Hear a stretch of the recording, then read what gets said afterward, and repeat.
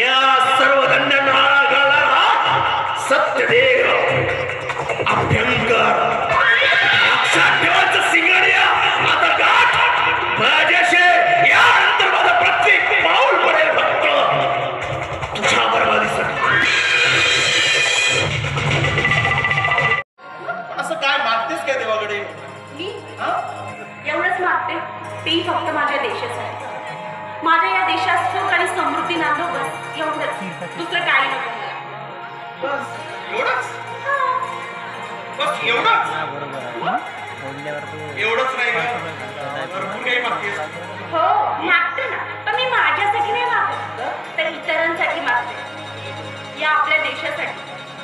मला तर असं वाटतं ना की तू वकील होण्यापेक्षा एक समाजसेविका झालेली.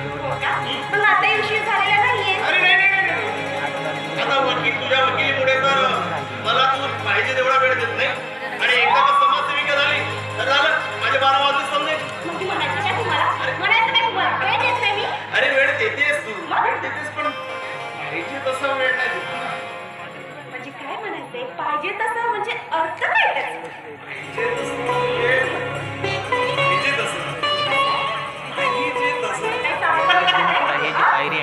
ते नको दिसू दे. दिवस आहेत माझे.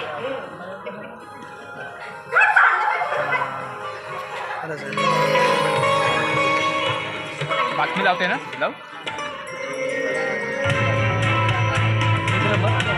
पडली होती या फक्त झाडावर.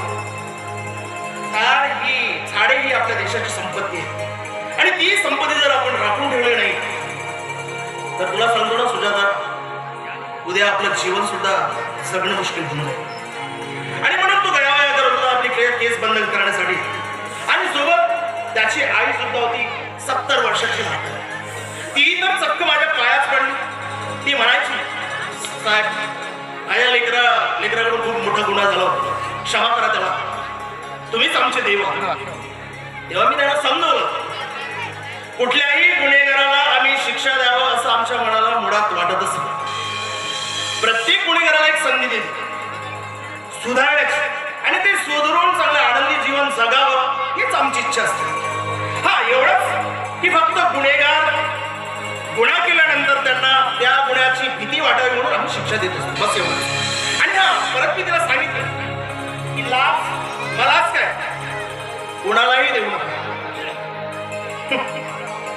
आणि मग तू काय म्हणाला की तो भर बाजारात भेटला, मला स्वतःची ओळख सांगू लागला.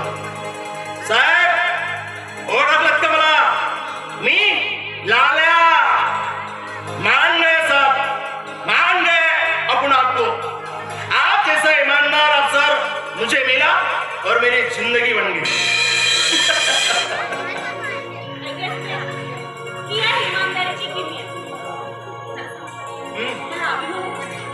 आणि मला तुम्हा दोघांचा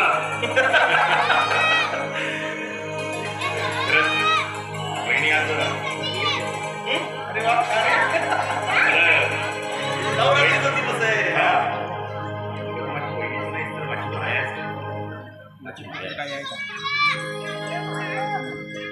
माझी बहीण